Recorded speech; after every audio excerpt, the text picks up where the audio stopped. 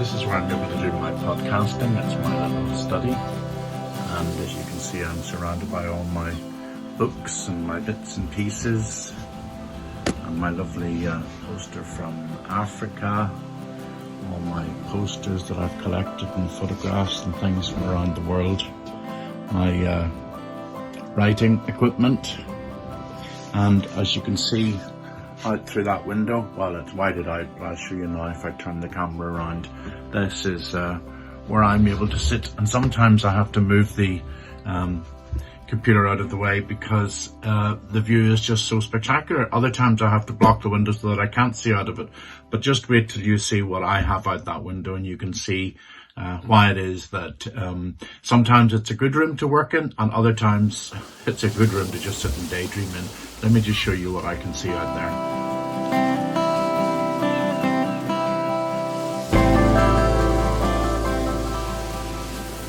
So, not too many people have that as a view outside their window. If I tilt up a wee bit and sit back in my seat, it just feels as if I'm on a ship, because in fact that's the Colonial harbour over there, Coney Island in the distance, and then Ardglass over on the end of the peninsula. I often see little egrets out there, and gulls of all different kinds, and early morning herons, and you've seen some of the photographs that I've taken of herons.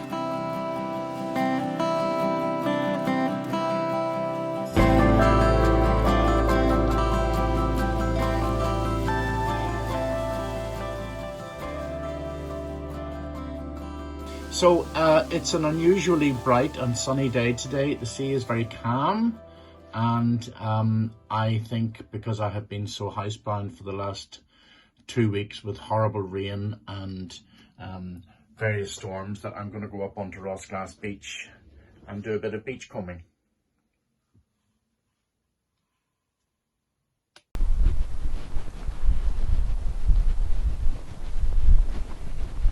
It's so good to see the sun, because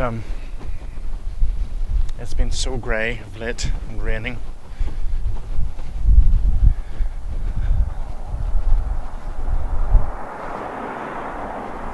Now, Rossglass Beach in all its glory and splendour.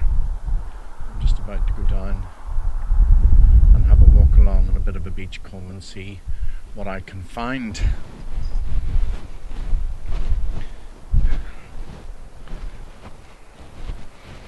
It's actually quite chilly, even though it looks nice and bright.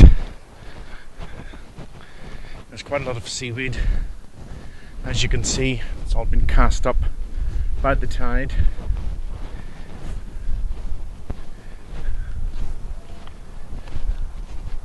And obviously there are all the various zones on the beach.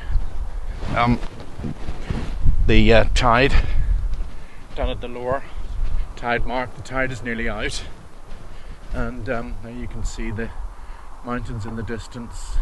Whoops, where have I lost them? Got them back. There they are there.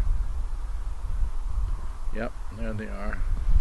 And obviously there's quite a few rock pools down at that level. But I like walking along this zone just here, up towards the wall, up where these loose stones are and the seaweeds.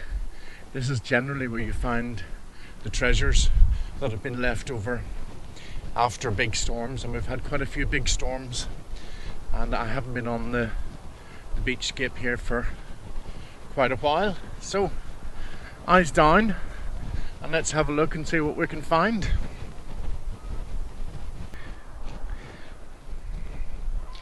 I love the way the light plays on seaweeds and stones, and there's a real beauty when you take the time to look close up at some of these things.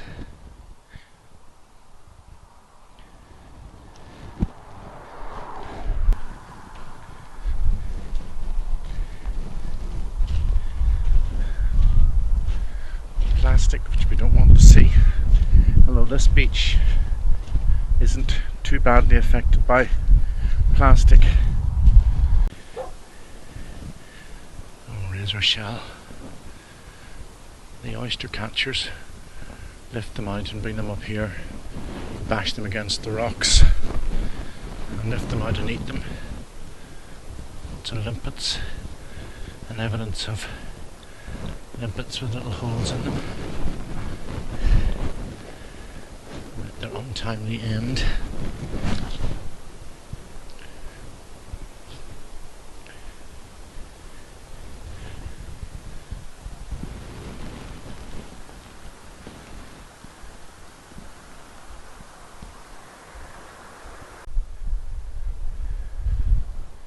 So this is the sea wall.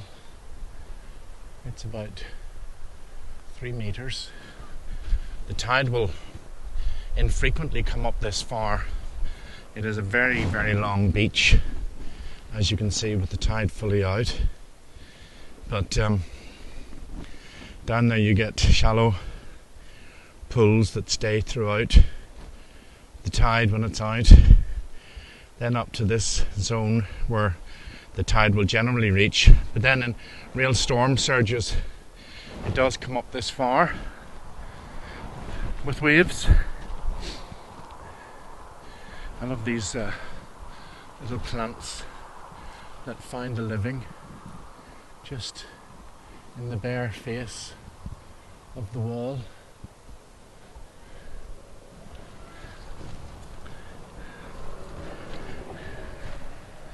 Some grasses, and of course these are all the little places where bits and pieces get stuck. And down off this rocky stretch into a bit of sand, all those stones along this zone, and down to here where last night's tide obviously reached, because you can see all the seaweed along that line, along both sides of the beach and up there towards St John's Point Lighthouse.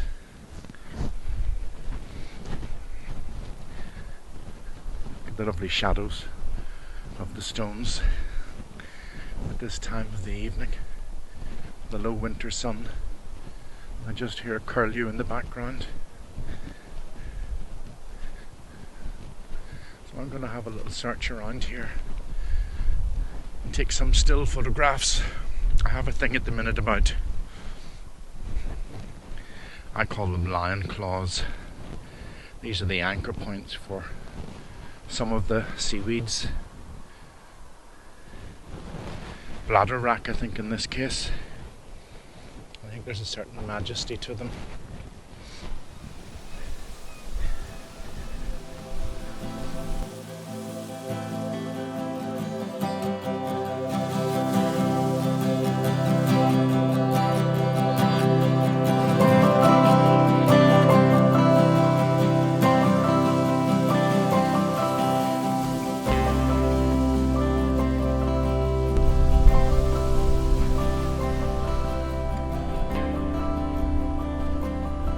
Gathered up one or two things, so I'll bring them home and we'll have a little look at them. But just before I go, I can't resist one more little walk up and down this beach, enjoy that beautiful sunshine. There's some wonderful reflections in the puddles and pools.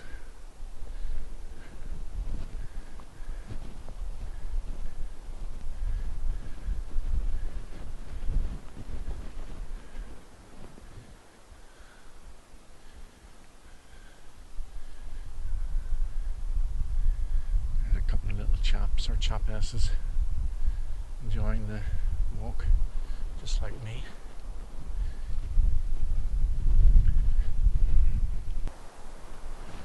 Here's a very common sight here. Can you see the little they're like little black dots, but if I zoom in on one you can see that they are in fact the squiggles on the sand of the lugworm, and when it burrows it leaves these little excavations that come to the surface. So when fishermen come looking for lugworms to use as bait, they know if they dig somewhere around here, there's a little tunnel and a lugworm underneath.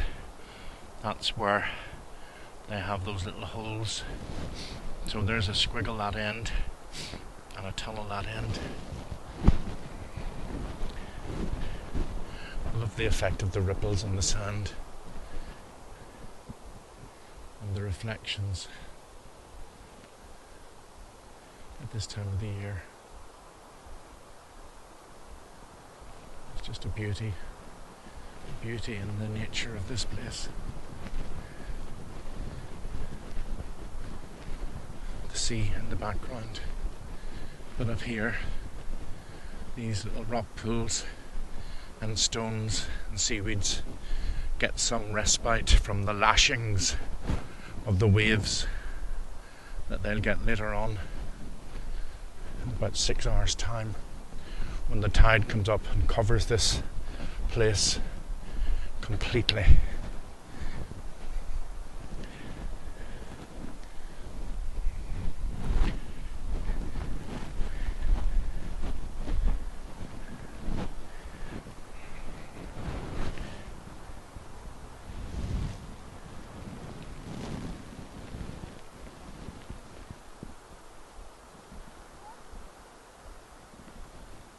I'm going to just take some scoops of this and see what I can see with my new macro lens when I bring it home. See what's in there.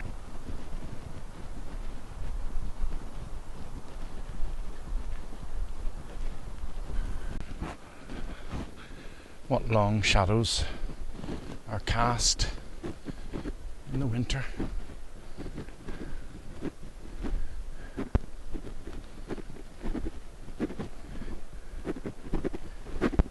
So the sun has just gone in behind the clouds. I hope you enjoyed that little sojourn around the beach and a look at some of the things that I found in close up with my new macro lens. So I've just been uploading some of the video that I did, but here are a few of the bits and pieces that I brought back off the beach. It doesn't look like anything, but I'm going to use this macro lens to clip on to the end of my phone. I have a whole series of them here, and let you see just exactly what some of these things look like in detail. So I'll go ahead and clip this lens on. I'm going to lift this crab carapace up and just let you have a close-up look at the limbs.